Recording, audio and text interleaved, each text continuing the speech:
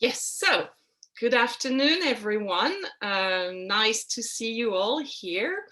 We are very proud, very happy to welcome today Calia. Calia is a very good friend of mine, and she's an expert. She has worked many, many years in the TV show business in the US. So I don't know if you're familiar with Martha Stewart, who is a legend in the US on TV. Actually, she's a TV legend, and she worked many years with Martha, and she also is working a lot on a lot of projects for TV and for a lot of different things. And so I will let Calia tell you more about herself and tell us everything about how we can promote ourselves, how we can brand ourselves. Thank you, Calia, and welcome to our Focus webinar.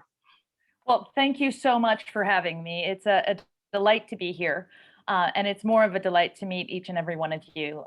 I think one of the things that we've all had time to think about these past few months during this interesting time we're going through is, what do we want to do next?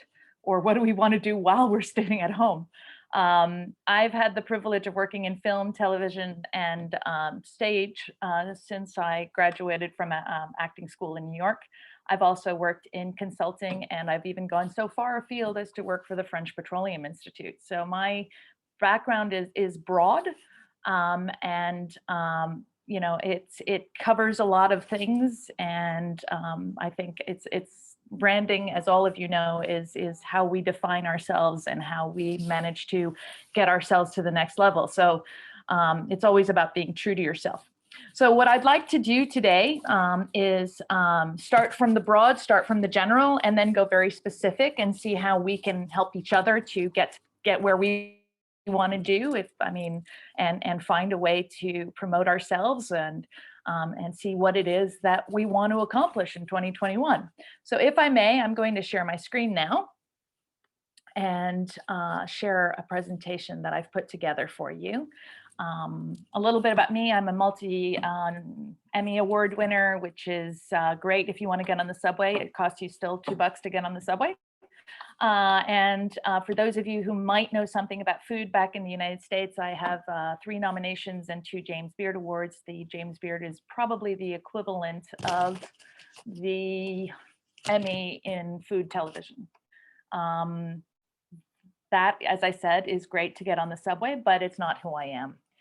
What I really am is a mom, a writer, a wife, and a person who has the challenge of getting through every day to the next level. And I use those skill sets that I have to make myself a better person and to contribute to the world I live in. So today, what we wanted to talk about is, you know, what you want to accomplish. What are your personal plans for 2021? Do you want to get more clients? Well, do you want to even define what your brand is? I know some of you are teachers, some of you are writers, some of you are artists. And so I want to talk about your personal brand strategy and help you define your personal branding goals. So that we can, you know, have a conversation that flows and figure out where we're going. Since I really would like it to be about each and every one of you, I'd like to go around the room virtually, if that's possible, and get to know you. So if I may, Gael, I think everybody here seems to know who you are, but if you could just tell us a little who you are, what you do, and what Focus is, as a reminder, because sometimes we do things with the people we know, and yet we don't realize fully what it is that they offer. Exactly. Well, thank you, Calia. Well, my name is Gail, so Penrelleux, and I'm French. I've been living in London for 10 years, and I am the executive director of Focus. It's been almost 2 years now, and we are a service provider. We are 40 years old now, and we help expat professionals or international professionals, because more of them, more or less expats, but more foreigners coming to the UK, and we help them to settle in and in all kinds of different things. I mean, with all kinds of different issues. And so, yes, we are here to support them. That's wonderful. Are there, beyond the workshops, you also have magazines and all kinds of other things that you do. So if all of you haven't read this month's, I would highly recommend you go to this. This wasn't a pitch meeting for Focus, but it's certainly something that I've found useful in trying to connect with all of you today. Irene, tell me about you.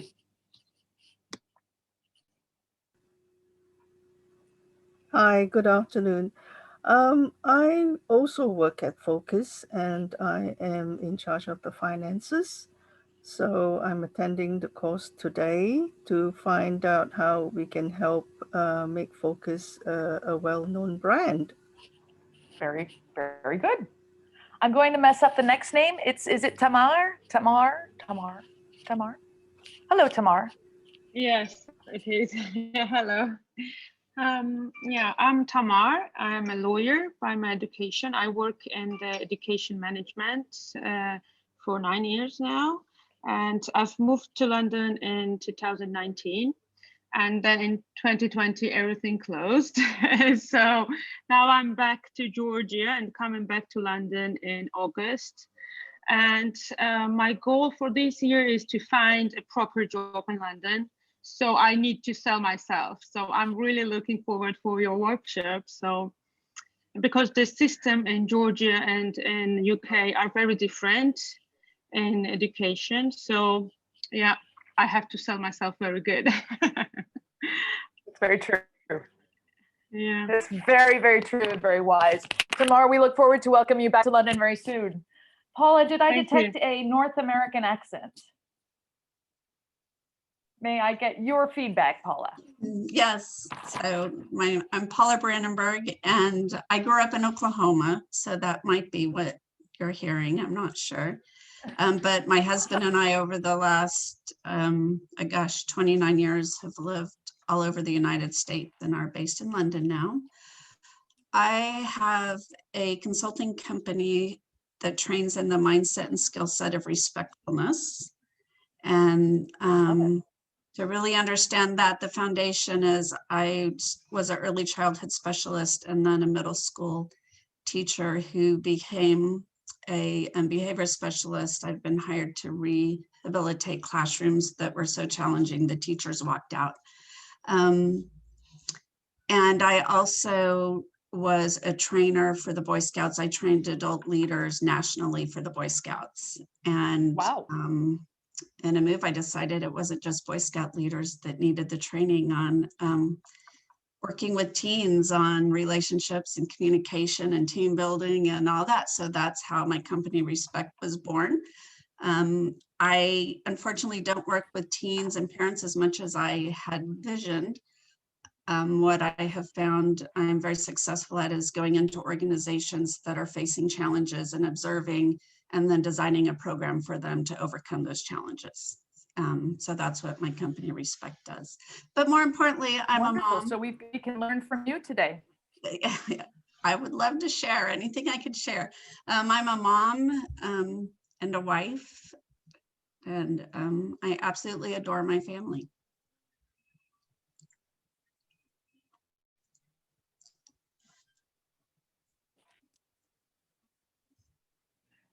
You know, that is such a big part of who we are, and it's important that we find that space for it. But we'll also learn from you. And I think that's one of the things I love about these workshops is learning from each other, because I think it's one of the things that really makes us be able to build our networks and grow to the next level. And so now I'm going to ask, there's a wonderful dream team that's under me here. I'd love to learn from the dream team who you are, and tell me your name and welcome. Hello, my name's Jennifer Nanton. I'd forgotten that I'd done a quiz night one night. I love that you're the dream team.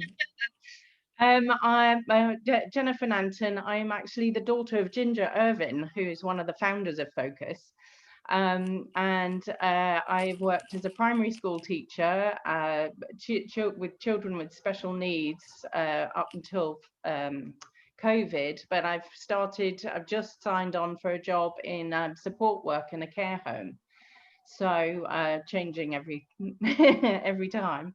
But no, the reason I was most interested is that over COVID and for many years now, I've been doing arts and crafts, and with a view of selling, but I haven't actually got past the barrier of branding myself or trying to sell on social media and that sort of thing. So that's what my interest was.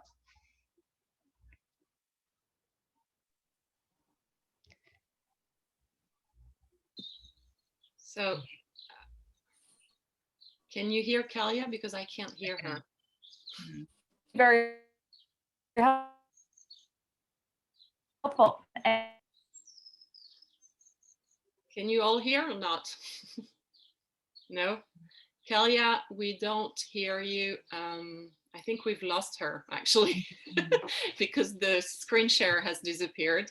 That's the problem with London and the Wi-Fi and working remotely, as you all actually experienced in the past as well. So let's wait for Calia to come back. And in the meantime, she's here. She's I'm here. Okay, sorry, but I'm here. Okay, so we couldn't hear you. I was just saying that it's great to hear all these experiences and how we can build on them. And then I'm going to go to Maria, who's got those beautiful frames behind her. Hi, Maria. How are you?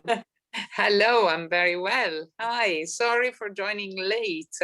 I know loads of people here. I'm Maria Renzi. I'm the director of events and seminars in Focus. So I'm working for Focus as well.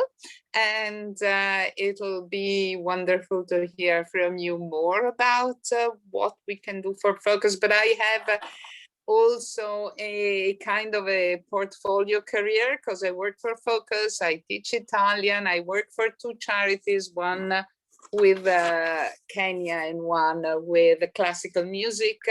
So yeah, very important for me to learn a lot today. So thank you for joining us, Calia, and looking forward to hear from you. Well, I think that portfolio career that you mentioned is one that many of us have, right? I mean, we all wear a lot of hats now, and it's out of necessity. So I think this is where understanding personal branding will get us a little further. If I haven't gotten to meet you yet, please understand it's not that I will not be getting to meet you. I just want to move on a little bit and get your feedback shortly. But in the meantime, I do want to say hello to Susie. How are you? Putting you on the spot, aren't I? And to all of you here, I wanted to express my gratitude that you came, and I wanted to say that I'm looking forward to learning about all of you today as we go through what this is about and what personal branding is. One of the things that is so true in this world of personal branding is we can learn from others. And we can also figure out why it's important, because it's it matters as to whether or not you want to be do you want to be an influencer? Do you want to get more people to work with you? But I think one of the things that's really important is that all of us, and I'm just as guilty of it, manage our personal brand as a hobby, and then we manage our work brand as this wonderful, we have it organized, it's this, it's that, the other, everything is that. And that's because most of the time when we work for a company, be it Focus or anyone else, we know everything about it. It's been defined. They have a mission statement. They have what they need to do. They know how they're getting there. They have a font. They have a look. They have everything else that exists. So it makes it easier to do that. And then when we get home and we work on our own brand, well, I kind of know what I want. I kind of know what I think I am going to be, but we're not really as specific as we might want to be. And so what happens is we forget to really focus on what matters. So what I've done is I've gone to look at, what muse.com focuses as, 36 of the top brand leaders on personal brands who are doing something for themselves to better the world they live in. And I took a look at them, and one of the things, you can see about it is they really know themselves. They've taken the time to figure out, what they are. Even if you look at Helena Bowen, her picture actually matches the font that she's her website. So she has really defined her colors. She's really defined the brand to the point where she knows that, you know, I am black and I'm fuchsia. And when you look at these, you immediately get an idea of what their personalities are, who they are, and what they're doing.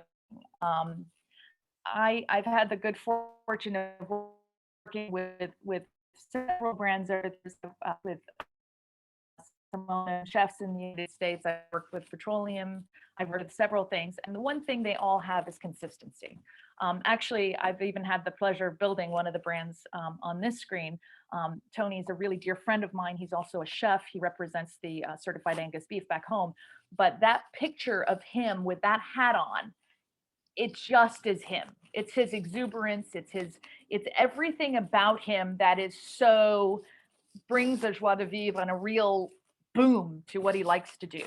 And then, you know, you have also Bonne Maman. You see Bonne Maman all the time. You see what it is, and you see how they're using their brand in a way to express it differently. So I think one of the things that's important when we're defining a personal brand is to know what that brand is. I mean, when we were talking to Paula earlier, Paula's brand is about respect. It's specific, it's manageable, it's targetable. We know exactly what the brand is. Now it's about setting realistic goals, right? So all of us have to think about what are the goals and expectations, and within the world we live in too, because, you know, we can say, I'm going to do this, I'm going to do that, I'm going to do the other. Well, we're still moms, we're still wives, we're still this, we're still the other. And we need to accomplish those goals. But if you don't set goals and you don't define what your terms are, then it's a nice hobby. It's something, though, that it's important to write down what you want to do and understand what the expectations are so that you can, 1 week from now, take a look and see, did you meet them? Are they there? And how did you meet them? So my husband's a writer. I know that his goals are every Tuesday, I will definitely see from him this blog post about information security. And I now, as a viewer, learn to expect it as well, because even though we're defining our brand, it's also what can we do for someone else, right? It's how can, you know, what are we doing for them? Because when people log in, well, they're happy that you went to Scotland, but what's in it for you for your trip to Scotland, and what is it that you want to get out of it? So setting those goals are important, but also setting goals is creating a mission statement. Because one of the things, whatever brand you go to work for, whether you're creating a television show, whether you're creating a play, or whether you're, you know, creating a brand of coffee, you want people to come buy your coffee because they know that it's going to be fresh, it's going to be served with a cheerful smile, they know it's going to be organic, they know there are clearly defined terms to it, and that's how you inspire loyalty, because people feel that they're coming to get something of value, and that's how you establish trust. Trust is crucial. You want people to trust you. You want people to come back to you because they know that if they call you, they call the dream team next time they're going to have a competition, that dream team is going to have those answers, and they're going to be the ones that they want to have a competition with, because they will be there and they will have that trust. The harder part is marketing yourself, right? The harder part is saying, I'm the best at this, you want to hire me. And then pricing yourself, right? You're like, well, I'm really good at this, and I want you to spend this much money on me. Well, then you have this thing where you question yourself. You're like, well, is it 150 pounds an hour? Is it 1,000 pounds an hour? Is it a day rate? You know, you question the value of your work. Don't. You have paid your dues. You are worth it. You have done the work. You know who you are. Well, I need to pay the bills. Yes, you do. Absolutely. So that's why, as Maria mentioned, we have portfolios sometimes. So sometimes we might have to sell a piece of furniture so we can do what we love, but we continue to do what it is that we love because we are good at it and we are valued and we make others value it. and this is where I'm going to go still full circle and keep going, because then you need to make yourself accountable, right? So it's nice to sit at home and say, gosh, I like to draw. I'm really good at drawing. I do nice stuff. You know, I could maybe make a career of it, but yeah, nobody's going to buy it. Then it's a nice hobby, but it's not a brand. And that's okay, because we have nice hobbies. We can doodle, we can do that. But when you actually go out in the world and you say, Gael, I'm going to do a branding workshop because I know how to coach branding. And then you go, okay, I'm a branding coach. Great.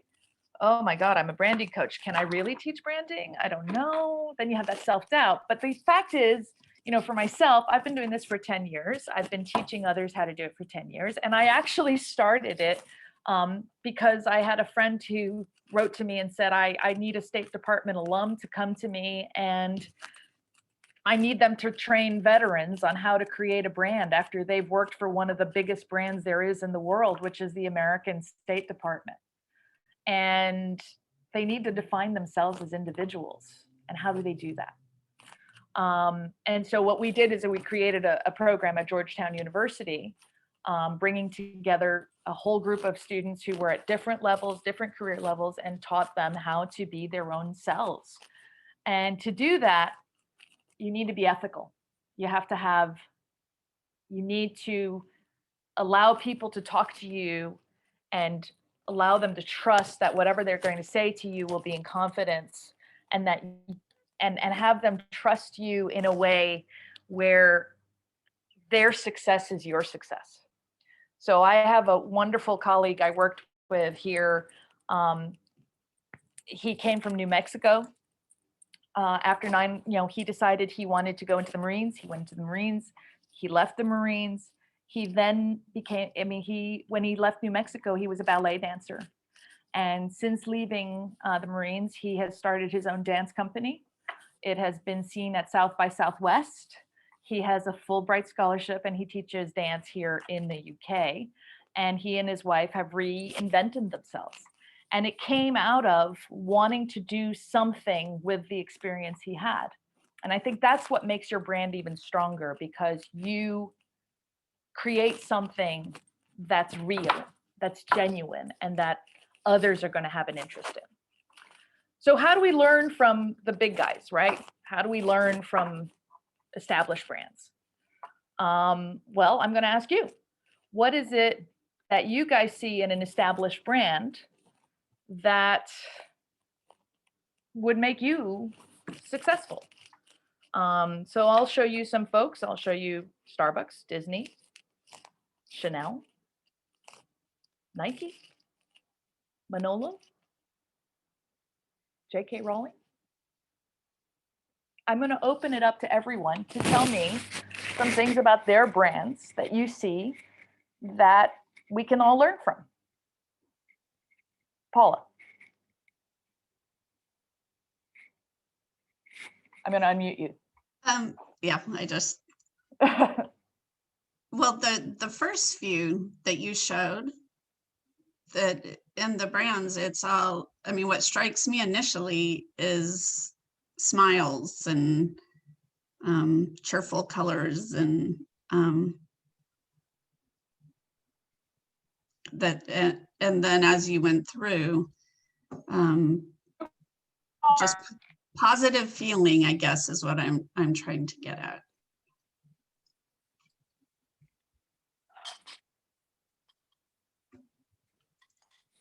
Okay, anyone else have any thoughts? I do.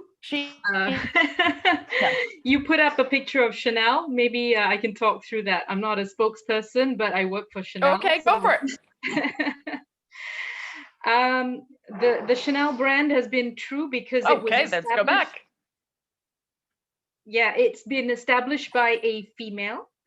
She was the founder of Chanel, and the brand has remained true to creations for women through the last century. You know, Chanel could make a lot more money if they diversified and did men's, but they remain true. So yeah. Well, let's be specific. let's go dig even deeper. Mhm. Because I think if we're talking about Chanel, we can, even from a point of view for ourselves that's even superficial. Well, we know that there's the pearls, right? Mhm. But we see those two C's and they're iconic. Yeah. They haven't changed. It's an icon. It is a something that's steadfast, that's there. We know that that Chanel font is consistent. We know that the look is consistent. We know that the mission for women by women is consistent. And these are things that we can start to look at and say, well, if I'm building my own brand, excuse me, this is what I want to do. I want people to look at it and say, that's me.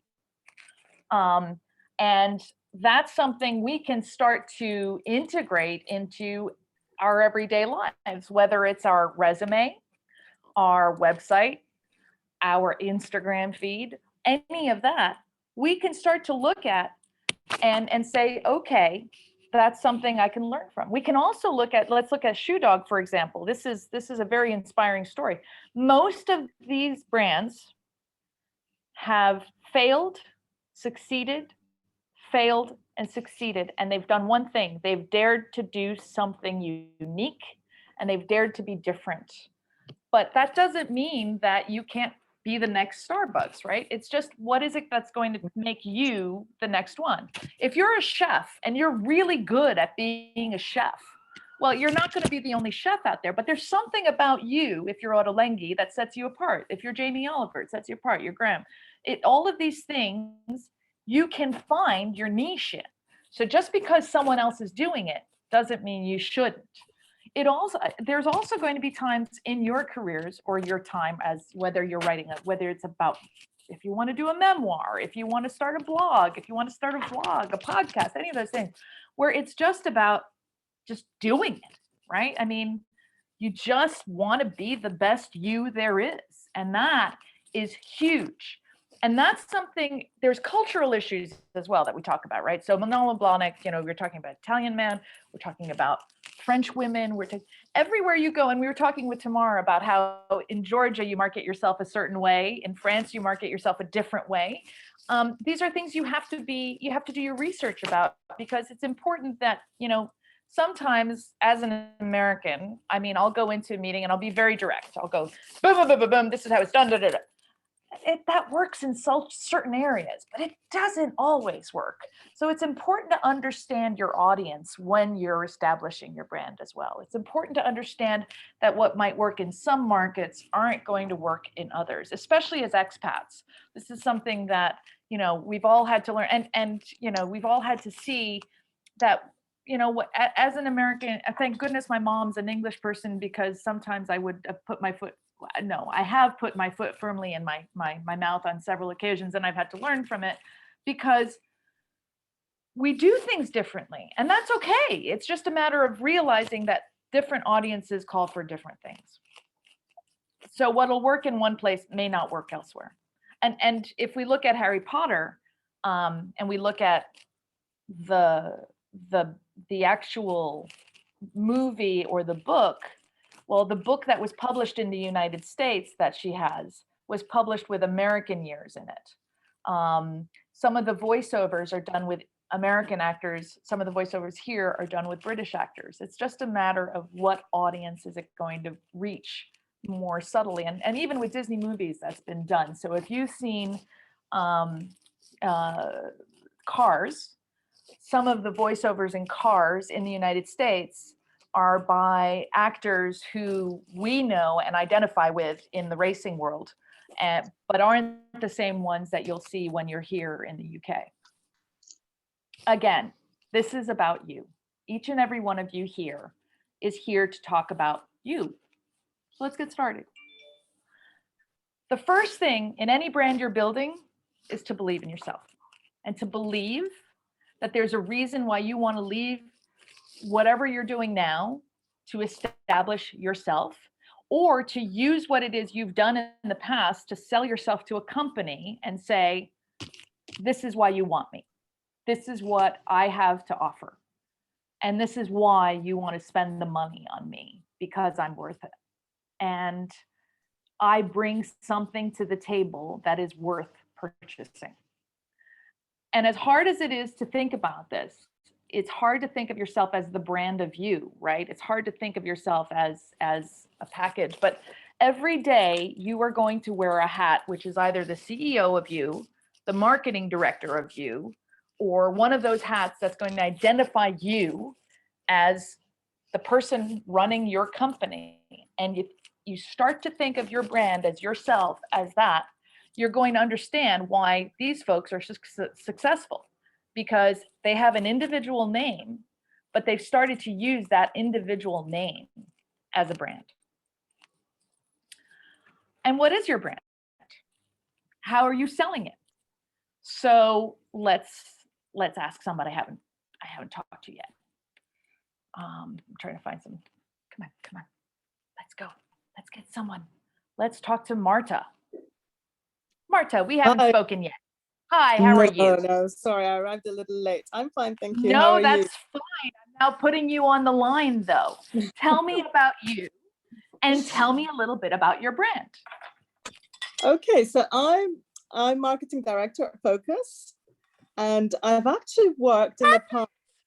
Yes, I've actually done a lot of brand work in the past, mostly for fast-moving consumer goods brands.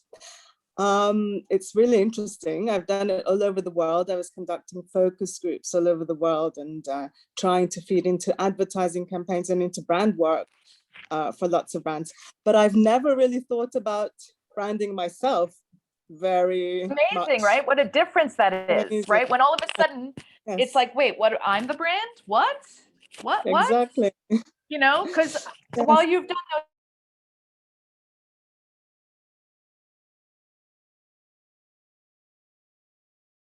it's all about Coco Chanel specificity. It's all about that. But wait, what? Mine? Wait, I recently worked with a chef who's a multi-starred chef, and I realized I understood why he was where he was in the world, because there was not a recipe that left our desk where every single detail had not been sweat. It was the font, the color of the font. Why was this particular ingredient above? Why wasn't this ingredient below? Well, because in the order that you're cooking, this ingredient needs to go here. Why was this picture chosen? It's a great picture of hummus. Yeah, but I don't use chives on hummus, so I don't want to use that picture. Oh, why do you do this? And so these are things we all think about in a very specific way for that company. When it comes to ourselves, it's like, well, it's okay. I could just walk out the door. I can assure you some of those people just wouldn't just walk out the door. And we all know that, right? We all know that if we're going to put together something about whatever group we're working with, it's going to be very specific. Now it's time we remember to do that for ourselves. Miss Tanu, how are you? I need you to unmute. So, yeah, hi. Hi. So tell me about your personal brand. My personal brand, oh my God, I suck at it, sorry. I think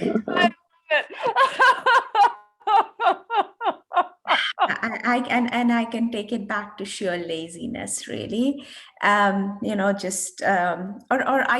think I'm a person who works last moment. So unless I really need it, I won't do it. If things are just going okay, I wasn't always like that. I think age has kicked in as well, and you just get a bit relaxed.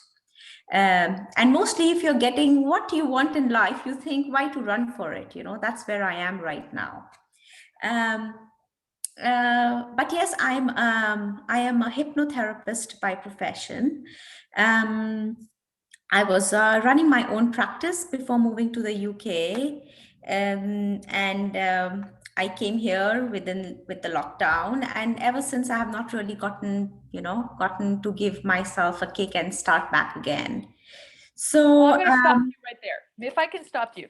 Yeah. I want to reframe a little. Go ahead. Want to reframe. Because I think one of the things and we don't have any men here, do we? No men.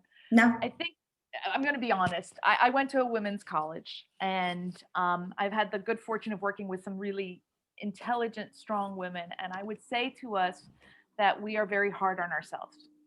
And instead of admitting to ourselves that we're not lazy, we're just trying to accomplish 10,000 other things, and get through the day. And if you have kids, or if you have a husband, or if you have a cat or a dog, or whatever it is you have in your life, there have been so many things thrown at us these last 20 months that the fact that you get up, got your hair, were able to get your hair put together and show up, I think is amazing. I mean, I think it's showing up.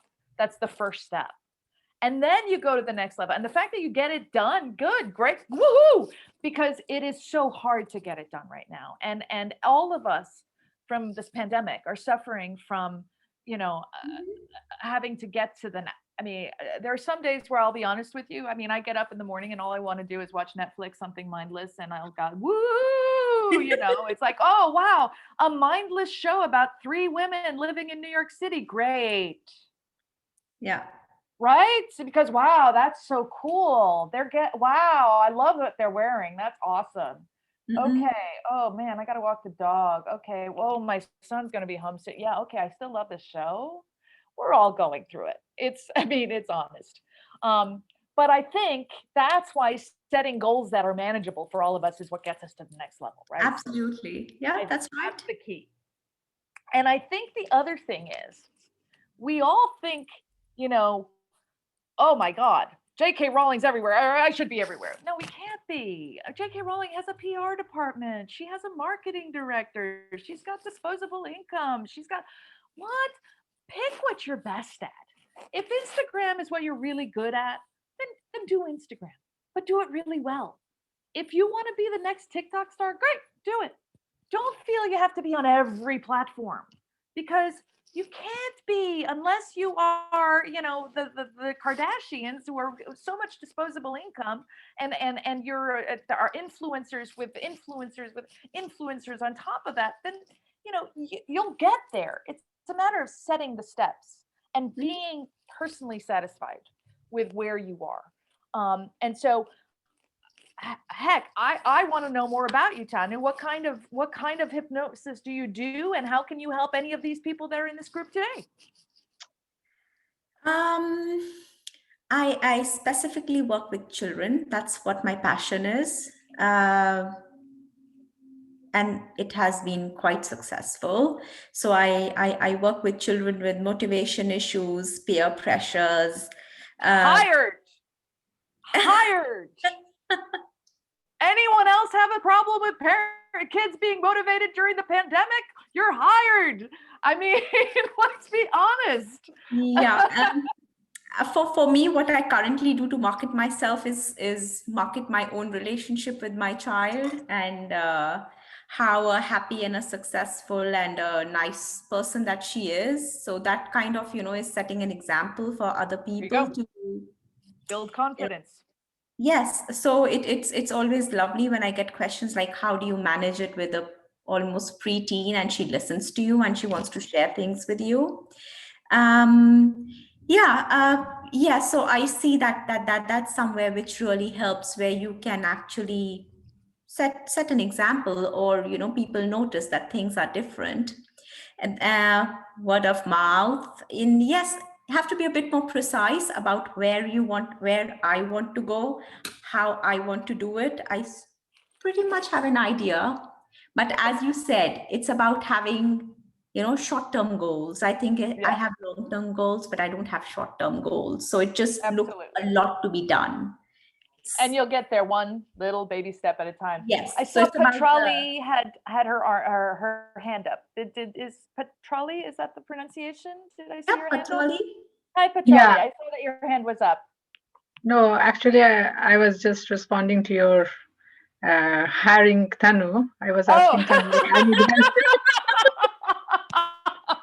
I'm telling you, I Tanu. really need lots of help.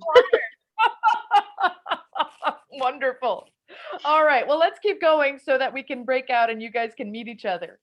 So again, do what you do best. And I think that what we just learned from Tanu that was very important is the more specific you can be, the more I know specifically what you do. And now you're not a generalist, you're someone I know to go to. So I know now that if I want to learn about respect, if I want to learn about how to work with children, I'm in the right group here, right? And I'm thinking there are people who should be talking to each other, because that's one of the things too, is I work with, when I do branding, I work with a career coach who's fantastic at what she does, but she doesn't want to be doing the branding part. She wants to get the best out of her clients that she can. And then she wants to say, okay, now that you know where you want to do, what you want to do to get to the next level, let's get you the right person to talk to. Let's have you talk to that person without ever losing who you are, without ever losing what it is about you that makes you special. Because that's one of the things. It's important to know who you are, to be real and to be accessible, so that I know that where to go when I meet you is, and who should I be talking to. And as you said, Tanu, it's about being engaged, right? I mean, your people see you as a great mom who has a preteen who listens, and they go, ooh, how'd you do that? Boom, done. I know to go to you. So that's a really important thing when we're talking about engagement. There's another mom on this in this seminar right now that I go to, and I'm thrilled she's here, and she just turned off her camera because I was about to go to her. But Delphine is someone whom I value as a teacher, and I value for her knowledge. And I'm putting you on the spot in English, Delphine. So please, you can turn me off anytime. But Delphine is one of those people who, you know, used to work with Gael and used to be a teacher at the school where my child goes. And when I was in need, I turned to her because I knew she was starting a new business, and it was one that was engaged in doing something that was necessary for me. And I have to say, Delphine, you are so good at being specific about what you can provide, but also the follow through. You always, the engagement is there because you can make someone realize that what their needs are important, and that you can provide that service. And I'm going to ask you what it is, how you came about creating Pygmalio, and what it is about that brand that's, and again, don't feel, yes, you're put on the spot, but how did you define your brand and decide that this is what you wanted to do? Hello everybody, excuse me. And sometimes I turn my camera because I can't see the video, that's why, I'm sorry. So yes, Pygmalio, yes, we created Pygmalio in September last year. It's to help bilingual students, and we offer courses online. And we have a lot of teachers in the world, and this is very interesting. Delphine, can you speak a bit louder? Okay, yes. Sorry, yes, because I think this is a connection. It's okay? Okay. Yes. And we help students, bilingual students, and we offer French or the English courses. And yes, and we try to find the good teacher for the good student. And this is very important. And the philosophy is that we work on the student. We have the so Delphine, we help him. I just put Delphine on the spot, and I'm sorry for that. She was not groomed for this, but I know that Delphine has been working since last September to really truly define what it is that she is doing, and to put it candidly into what we call an elevator pitch. And that elevator pitch is something that really, if you first time you meet someone, can you tell us what your brand is? And Delphine has been able to do that since the first time she mentioned that this is what she was going to be doing. I mean, I literally got a text saying, would you mind talking to Delphine? She's starting a new company. Would you talk to her about it? And I literally got on the phone, and I didn't have to question anything. I knew exactly what it was. I knew who she was targeting, and I knew that it was a global outreach. So I was in the US, and she could tutor my kid. She could find a tutor for my child in the US, even though the tutor was in France. Paula, you had your hand up. Yeah, can Delphine repeat what her brand is, what she does? Because I wasn't able to hear the beginning, and I think that's when she was saying what she does. Sure. Do you want me to summarize, or are you good, Delphine? Can you repeat, please? Because connection. Her connection's not great. The summary is what she does is she finds bilingual tutors for children who go to bilingual schools around the world, French, English specifically, and she actually will take the time to personally match the teachers to the student based on their needs. And it's a very specific, but it's a company that's by coast. I mean, it's in the US, it's in the UK and in France, and they've been able to do a really good job of it in the short time that they've been that they put themselves together. Thank you. So and so that's just, you know, that elevator pitch is crucial.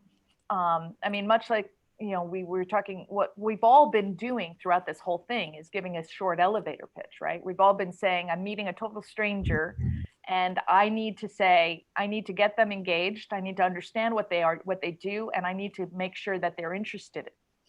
How do I get that tag? And that's something, again, the lady who's at Coco Chanel knows exactly what that elevator pitch is, right? Knows exactly what her tag is, knows exactly what the marketing is, and exactly where that's going. Sometimes we're a little more vague. It's like, hi, I'm Cal. I've been doing this for a while. But if I meet you, you know, Delphine, and I want a job as a teacher, and I've been teaching for the last 2 years, I want to be able to go to her and go, hi, Delphine, nice to meet you. I am Calia Van Dyke. I've been working as a coach for the last 10 years.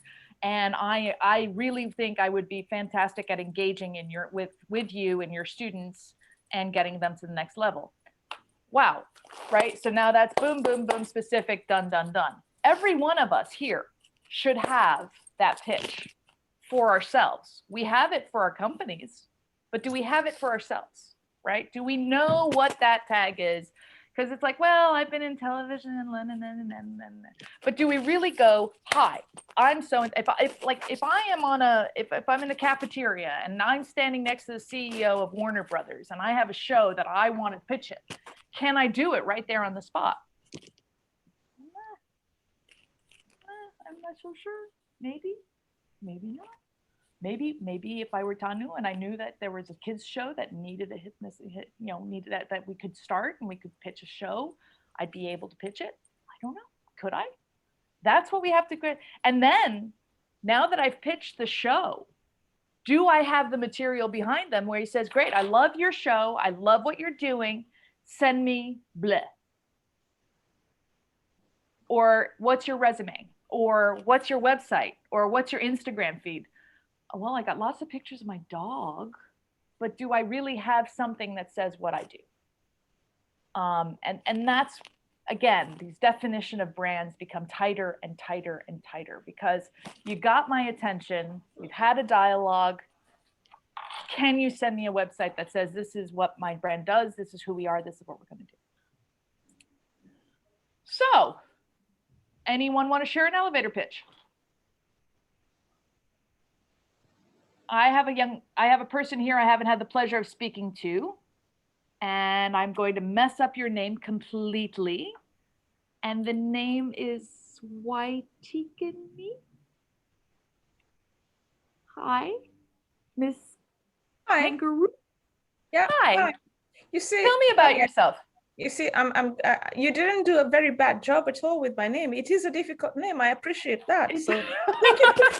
First of all, you get A for effort, and then you get like a strong B for actually getting it almost right. Yeah. Hello. Right. Yeah. Tell me about yourself. So my name is Waithigeni. I am from Kenya. I live here in London. You asked me for an elevator pitch. If I were meeting you for the first time. Okay.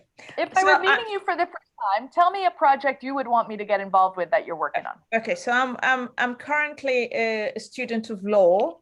I'm aiming to get into arbitration and particularly the use of traditional knowledge in making law and the legal processes demystified for most people, but also making them accessible, to making the rule of the accessibility of justice using indigenous and traditional methods alongside the formal legal justice system. So that's what I'm working on, and I am looking for opportunities where I can learn a bit, because I have a communications background. I do not have a legal background. This is my first legal. Well, I'm a qualified paralegal in a different jurisdiction, but in my studying the law, I am trying to. The aim is to draw out the indigenous traditional knowledge so that it is usable alongside formal justice systems, therefore making access to justice, easy, and adherence to the rule of law. Okay. Yes. How can you improve on what you just said to me? Well, I can stop repeating myself more. If I had thought about it before. Good. The other thing is, don't disqualify your communications background. Because your communications background is what enhances your ability as a law student to have this conversation. So these two things in tandem are going to, because it's your communications background that's enhancing your legal background to enable you to have this dialogue, to use traditional, traditional ways of communication, right? So the two go together. They're not, one doesn't negate the other, it builds on the other. So I think it's remembering that that gets you to the next level. And it does something. Sometimes women in communication will go, well, I'm not a woman, but I am a. And I think it's important that you remember that everything you have done in your past is what makes you today what you are. And that is key. So I love what you're doing, and I want to hear more about it. And I please, when all this is done, please stay in touch with me, because I mean, there's so many fascinating things all of you are doing. Okay. Can I say something else, please, for just a minute? Please. There is. Yes. I'm also very interested in mental health, and particularly the mental health of African women, because I'm an African woman, but African women in the diaspora. And for the sake for understanding, mental health is not a conversation. It's still a taboo subject in a lot of African societies. So one of the things I'm doing, and I would like to invite all of you, is I'm having a webinar. I have a it will be the second, but we have a webinar around mental health of the African woman in the diaspora.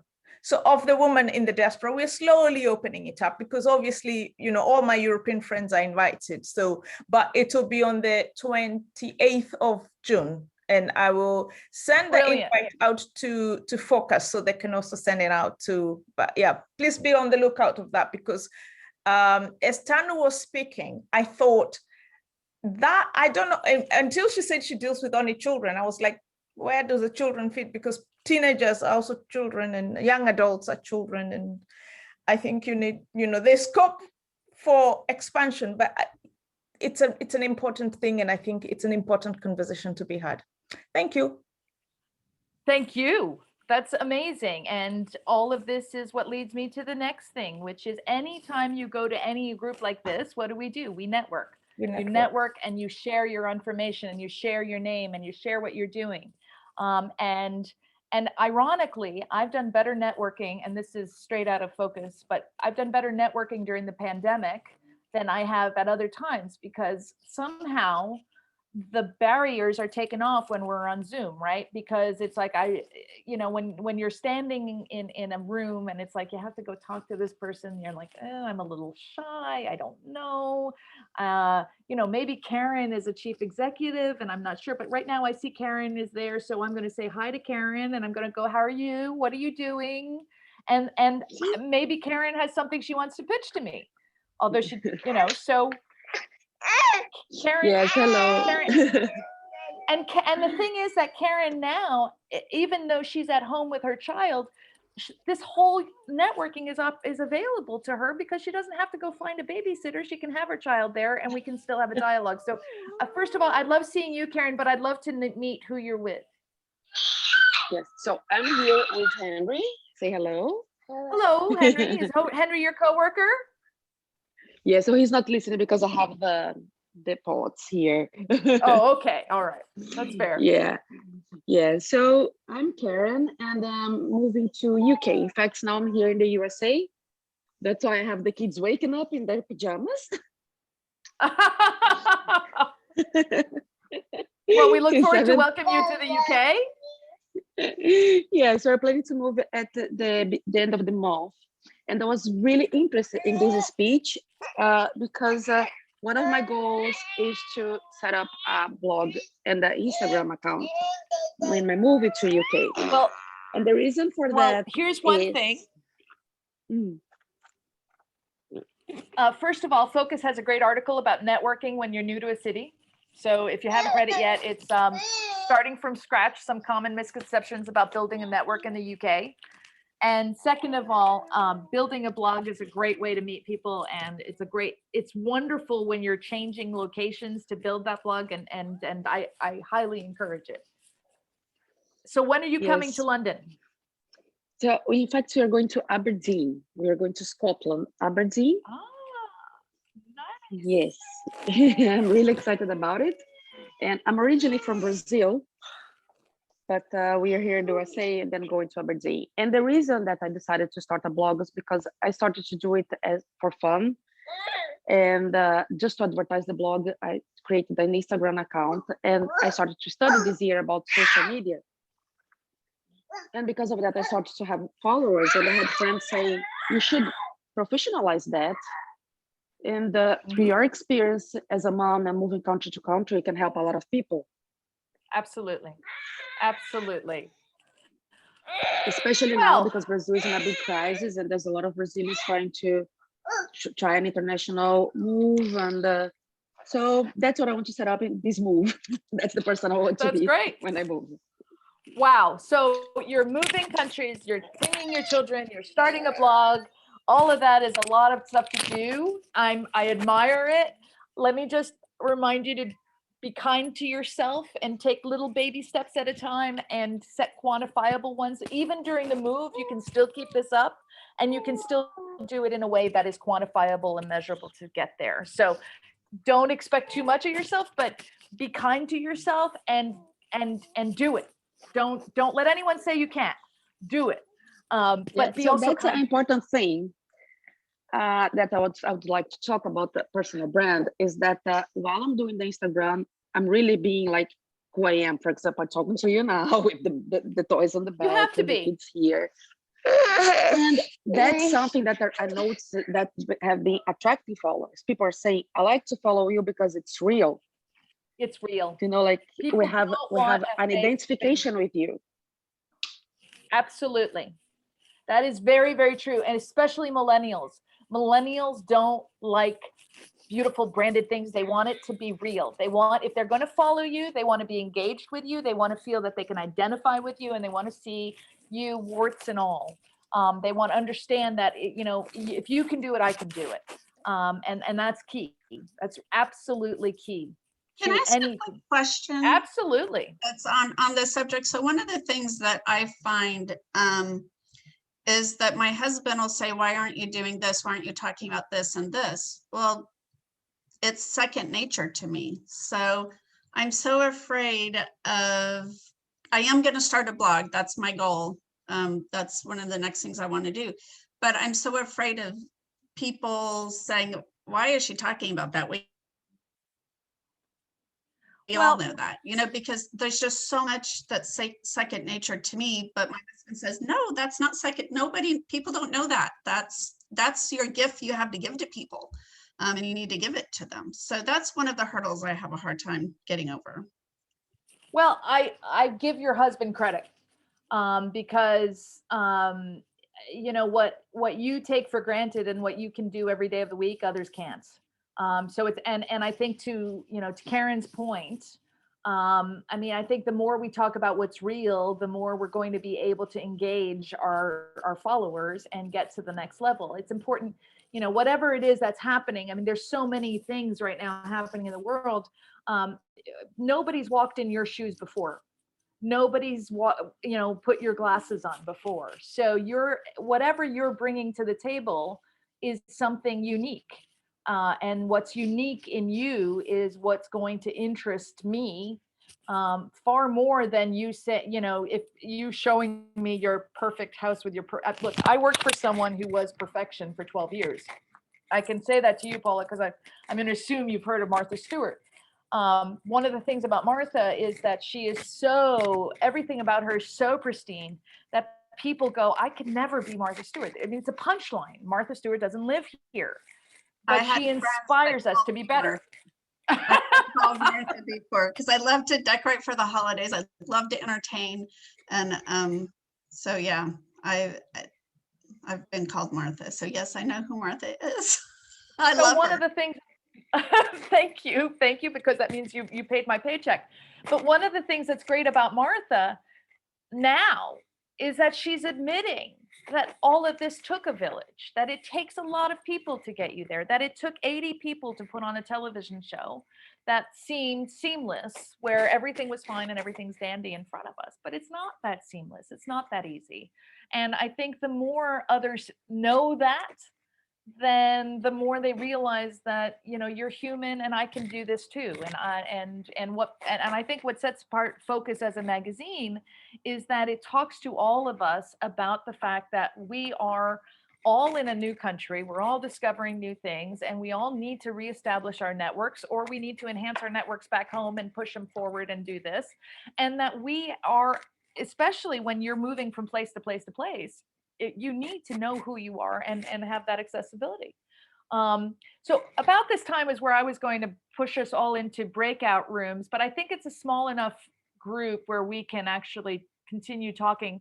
And I think what I'd love to do is to, you know, make sure we all know each other a little, so that when Karen comes to London and goes to Aberdeen, that she knows that, well, Focus Magazine's written an article about Scotland this month, and has a whole bunch of really great information about it. And I think we all now need to know that Irene is a wonderful, you know, accountant, and that, you know, accountants are really, really, really important. And they are the ones who like make sure we have the money we need when we're doing something like this. So we all have to be great friends with Irene. My best friend was always the person who was in charge of the money at my job. Sheena, I haven't talked to you. I am so sorry. Tell me about yourself. Hi, well, don't call me Martha for starters, because perfectionism is not something that I do at all. My background is in journalism, in radio journalism, which I fell into when I was 18, when I basically went for an interview, and I did the interview with the news editor, and that was how I got the job, because I've always loved to ask questions. And I spent years doing radio journalism, local radio, also working for the BBC World Service. But then along the way, I followed my husband in his expat career, and basically the brand that was around in the 20s got put in the dumpster, as you would say, and it has taken a lot of time to bring it back out. In fact, it's still languishing in the dumpster, if I'm honest. So I didn't work for 12 years, and last September I got a job working for Shell. My husband works for Shell, and this is for the Shell network that supports expatriates as they move around the world. And I did actually believe in myself at that point, because I believed that because I had the experience, I could help other people. And so that's what I tried to do in the past 12 months. So it's like Focus in that it's supporting people when they move to somewhere new and helping them to network and get along and that kind of thing. I could also be in the pitch meeting for Focus, because I think that's a great organization as well. And that's where I am. But I find it hard to pitch myself. I can pitch my singing groups because I can get into an elevator and tell everybody about that, but pitching myself I find a lot more difficult. So that's where I am. Who finds it in this group? Show of hands. Who finds it hard to pitch themselves? Oh. Right? But I mean, perhaps another show of hands. Who lets that stop them? I can't actually see the number of hands because I'm only seeing your screen and me. I would say that it would be the majority of the women on this call. And I would say that this is where we go back to someone, and these are some books I would highly encourage you to read. You know, there are people out there, such as this guy, who started, he was in his 20s. He knew not, he ran, he wanted to start a shoe company. He failed miserably and he kept going. Now, most of us would be like, oh, I failed. I'm never going to sell another shoe, right? I made a mistake. I failed.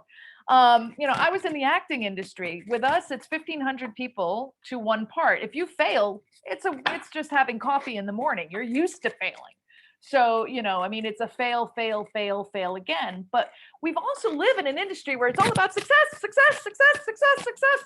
Look, the fact that you are currently working for a company like Shell, which is ginormous, and you are helping people to get to that next level. I mean, that's huge. And you are an expert because you've done it. And you know, it's important that we remember that, you know, our experience is valuable and we don't have to get paid for that experience for it to be valuable. We have to have that experience because we happen to have that experience because guess what? We live, we've taken risks, we've taken chances, and having someone like yourself to be a mentor to all of the rest of us who are going through this over and over again. I mean, being an expat is not easy. Anyone who tells you it is hasn't done it. And they think it's romantic and they're like, oh, isn't it cool? They get on a plane and they move from place to place. Yay, that's so cool. No, it's not. It's being in a room with boxes all around you. It's being with people you've never met. It's having to go to that first meeting and go, hi, I'm Tamar. I'm from Georgia. I've never met you before. Oh my God. Okay. I'm going to push myself out there and I'm going to make this happen. I mean, Tamar, the fact that you even want to move from Georgia to London is admirable to me. It's incredible. The fact that Paula's moved from state to state to state and now is in the UK, these are hard things to do and it's hard for us to sell ourselves. The thing about it is that we now have 12 people here more. We have 16 people here who have gone through the same thing we've gone through, who are now our allies and our friends. And I am going to challenge each and every one of you after this to share your information in the chat so that we can all stay in touch and say, you know what? We have a lawyer who used to be in communication who's going to help us promote, you know, understanding of each other through a language that we've been speaking for generations. These are the folks we should be talking to. We should be helping our brand to get to the next level because we've had these short dialogues with someone else and said, look, Tanu is the person I'm going to because my son is having a heck of a time right now figuring out what to do during these challenging moments of being a child during a pandemic in a foreign country. Building your brand is building connections. Building your brand is believing in yourself. It's believing that there's no reason why you can't be the next Coco. There's no reason why you can't be the next J.K. Rowling. It's having faith in your own ability to do it. But it's also putting yourself into a workshop like this and saying, I can do it. And then from that, it's also saying, I'm going to stay in touch with these people. Or I'm going to hire a career coach who's going to push me to that level. Or I'm going to stay in touch with Focus because they've got a whole bunch of other workshops coming up that I want to do, right? So how to say goodbye to clutter and home organization is mine. But you know why? Because if your office is in a clutter zone, you're not going to go work in it. You're not. You're going to go, oh, Pucky, I'll sit at the dining room table and do my work there. It's believing that you know, there's a save the date for September 16th that says, use your past to shape your future, how to build a powerful CV. That's your brand. Sheena, your experiences are incredible, and your singing, your experience as a singer and as a broadcaster makes you even more valuable to Shell because of what you've accomplished in your past, because you bring something that nobody else is going to bring to the table. So being your brand is believing in everything you are and who you are to get to the next level. And I'm saying all this, and I'm still the same person who has spent mornings watching television going, I'm never going to get anywhere. But that's not true. We're all going to get there. And it's about believing yourself, having a network of people, having friends, having family you trust, and daring to tell a story that isn't being told by others. So the fact that, you know, you have a kid who's sitting on your lap and you want to still do that job and you're still going to get there, and you're, you know, you're an expat who's going to another part of the world, or you're going to have boxes everywhere and you're not going to have your normal support structure. We live in a time where support structures can be built like this vicariously. We can stay in touch and we can build ourselves to the next level. I'm Calia. You can stay in touch with me through this website. It's here somewhere. There it is. I'm Calia at caliativity.com. You can reach me on my website if you have any questions. You can always ask Focus, Gail, how to get in touch with me. I'm here to help you with your brand and help you get to your next part of your journey. Thank you for calling in today. Thank you. Thank you so much, Calia. Thank you, Calia. What a session. I feel like I'm all built up now. And so yes, I love the way you do it. And thank you so much. Thank you so much for inspiring us and giving us hope. And I really loved it. So thank you all for being and staying on, even though it's a bit late. And so we will be sending you all the information needed, the recording as well, and see you all very soon. So next week, yes, how to declutter your house, your office. So a very useful workshop as well, which will be a bit different from today, but another kind of useful things we actually offer at Focus. So thank you all so much and see you all very soon. See you. Bye-bye. Thank you, everybody.